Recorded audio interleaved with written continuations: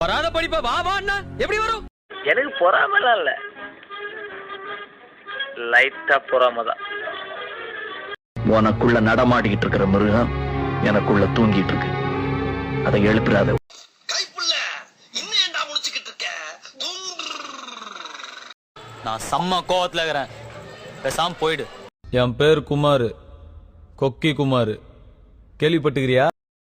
மாப்ள மாப்பு பட்டுட்டாடா ஆப்பு. இந்த ஏரியா அந்த ஏரியா அந்த இடம் இந்த இடம் எங்கேயுமே எனக்கு பயம் கிடையாதுடா. ஏன்னா ஆல் ஏரியாவிலயும் ஐயா கில்லிடா. உங்களை எல்லாம் பார்த்தா எனக்கு பாவமா இருக்கு.